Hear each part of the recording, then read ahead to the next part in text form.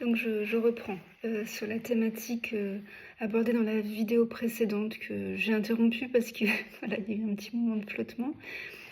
Sur le sujet du bonheur, le bonheur avant l'éveil et le bonheur après l'éveil, avec l'idée de répondre à la question qui pour moi était une croyance. Après l'éveil, on nage dans un bonheur immuable et constant. Alors c'est pas faux, mais voilà, l'idée c'était de décortiquer un petit peu le sujet. Et donc dans la précédente vidéo, j'en étais à la notion d'accueil, qui parfois, en tout cas à mon niveau, n'était pas comprise. Et je relatais en fait le juste après l'éveil, où il y a eu cette période, je crois que c'est ce qu'on appelle la lune de miel de l'éveil. Ces jours, parfois, ça dure plus que quelques jours, en tout cas pour moi ça a été assez court.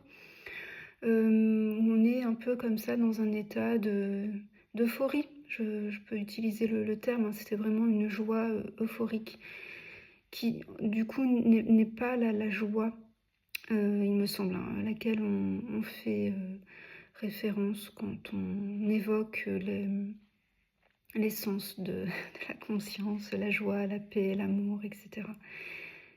Alors, revenons au sujet.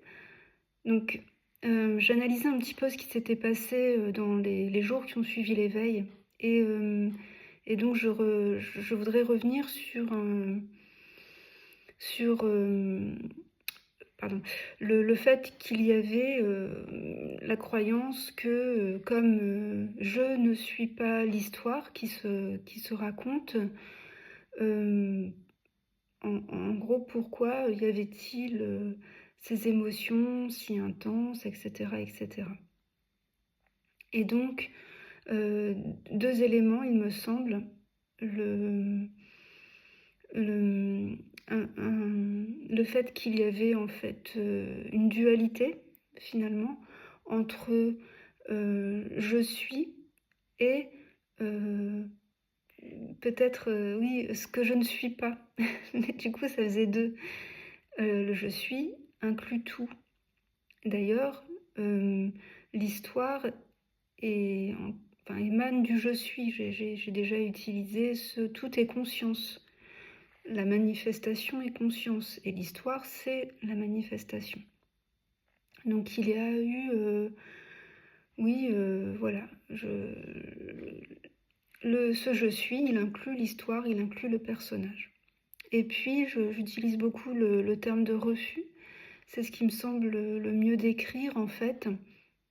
Ce qui, vous l'avez peut-être déjà entendu, je l'ai entendu plusieurs fois, c'est ce qui va générer la souffrance, que l'on peut distinguer de la douleur. Je vais m'expliquer.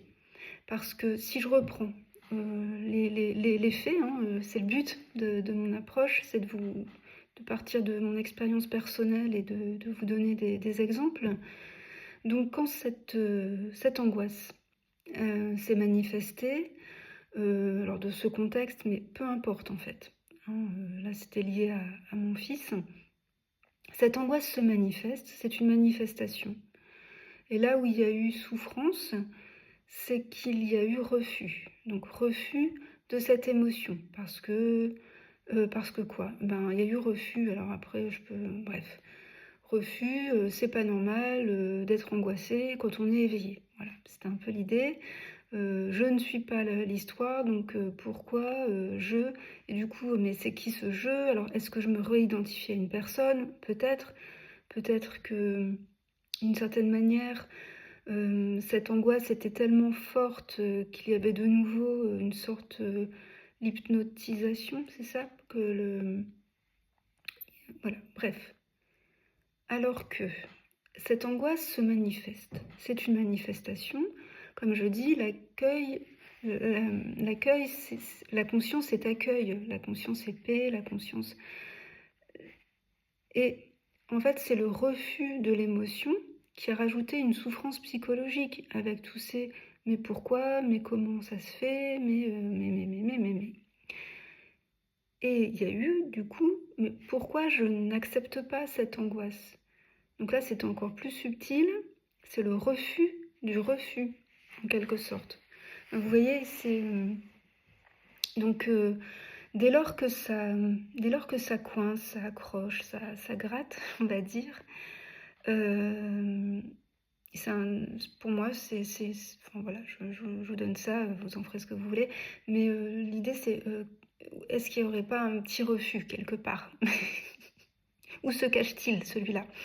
Donc un refus de ce qui est, parce que je dirais que votre essence par nature est accueil. Donc si ça coince, voilà, il y a un petit refus quelque part. Après, on peut essayer d'analyser la chose, hein, mais en fait, cette notion d'accueil, avant, je l'avais mal interprétée. C'est comme si ça demandait un effort d'accueillir. Et en fait, non, l'accueil, il est naturel, dans le sens où c'est votre nature. L'accueil, ce n'est pas négocier avec la situation. Ce n'est pas trouver des circonstances atteignantes en quelque sorte. Ah oui, du coup, c'est toutes les histoires qu'on raconte autour de l'idée qu'il faut accueillir l'émotion parce que, alors oui, bah, cette émotion, patati, patata, elle est liée à ça, et puis, enfin bref. Alors vous pouvez après analyser le pourquoi du comment il y a une émotion. Et en quelque sorte, qu'est-ce que c'est une émotion? Une émotion, ce sont des sensations physiques à la base. Alors, pour ma part, c'est souvent très fortement... voilà, c'est des choses que je ressens fortement au niveau du thorax, du plexus solaire, je crois qu'on dit. Et si on regarde juste, en fait, on explore. On explore l'émotion et qu'on n'y associe pas tout un bavardage mental autour de cette émotion. Alors déjà, elle est là, mais elle va pas durer éternellement. Et puis, finalement, c'est juste... Alors ça sert, ça peut faire mal parfois, ça peut donner l'impression qu'on n'arrive plus à respirer, ça peut générer d'autres émotions, de la colère, mais en fait, voilà, vous êtes accueil, donc l'émotion se manifeste, et j'ai envie de dire, elle se manifeste au même titre que n'importe quoi, qu'un bruit, qu'une pensée, que voilà. Donc une fois que j'ai fait un peu le ménage dans tout ça, grâce notamment aussi à des vidéos, c'est-à-dire que après l'éveil, comme je l'ai déjà dit, il n'y a plus de recherche, mais une exploration. On continue de se poser des questions parfois, on continue d'avoir besoin d'être guidé. Donc merci à tous ceux qui partagent et qui donnent ces éléments précieux, parce que voilà, en tout cas moi ça m'a été très utile. Et maintenant, je dirais que maintenant je me fous la paix, dans le sens où, alors je ne dis pas qu'il n'y a plus de moments désagréables. Voilà, le dernier en date c'était cette coupure, voilà, ça n'a pas été spécialement agréable, mais je constatais qu'il y avait de la colère, mais pourquoi j'ai pas fait plus attention, et voilà, mais elle est...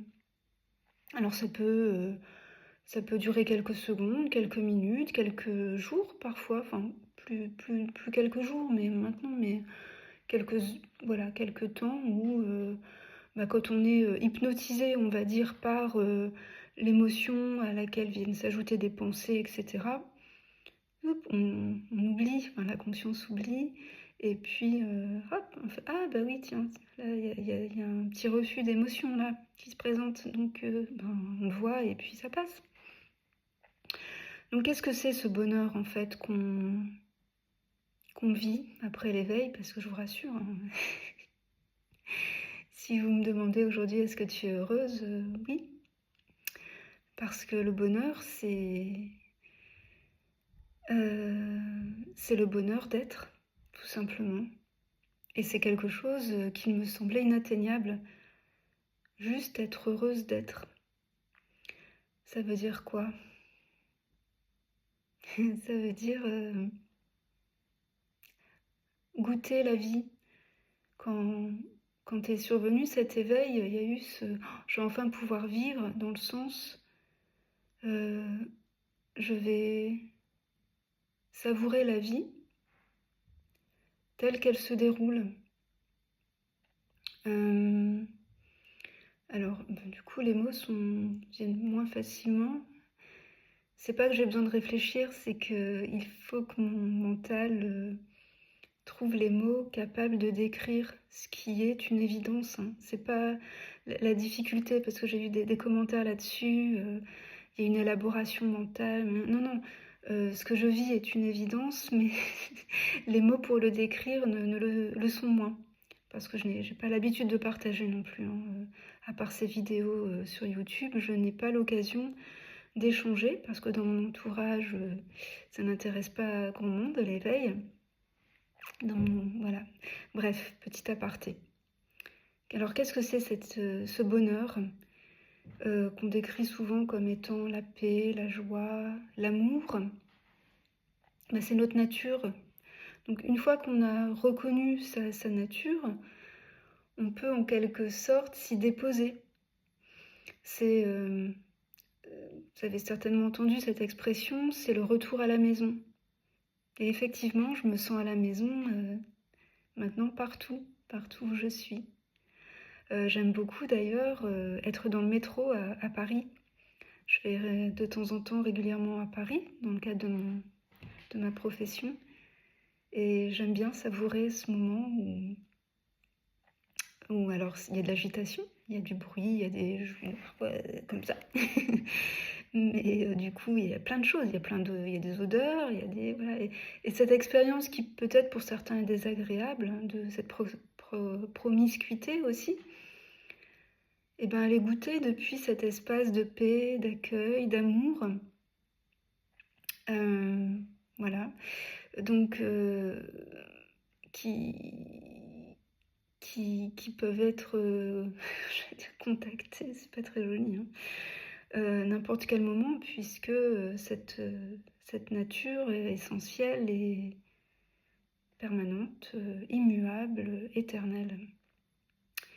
Un autre terme qui me vient, c'est d'être amoureuse de la vie. Parce que quand on est amoureux, en tout cas pour ma part, et d'ailleurs comment dire, bon bref, quand on est amoureux, la vie semble, on dit, la vie semble plus légère, on a une joie qui nous habite, on a l'impression que même les petits détails de la vie deviennent plus savoureux. Et ben c'est ça en fait, c'est ça être amoureux de la vie. Et là l'avantage c'est qu'il n'y a personne enfin ça dépend de personne en quelque sorte, il n'y a pas cet autre dont on est amoureux et qui aussi peut ne pas l'être ou ne pas répondre ou partir ou décevoir aussi. Bref, voilà. Donc être amoureux de la vie, qu'est-ce que je peux dire d'autre?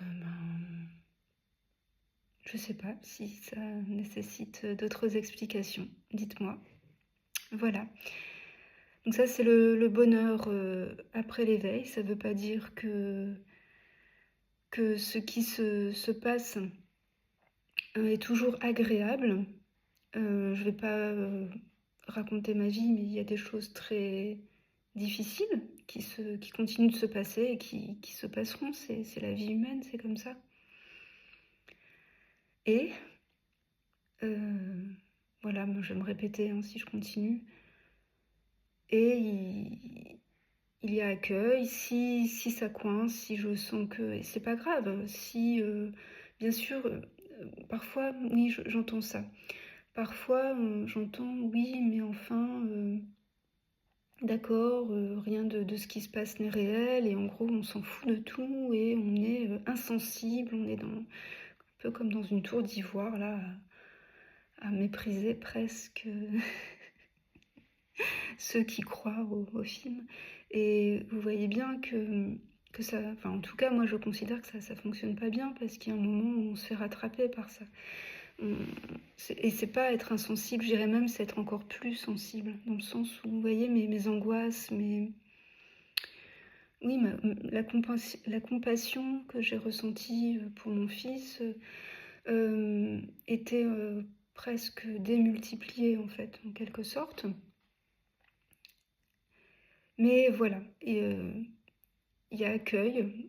Cet accueil, une fois qu'il est reconnu, en fait, qu'on voit que toute, tout refus génère de la souffrance psychologique, ben voilà, après c'est presque, j'ai envie de dire, un autre jeu, quoi, de jouer avec cela.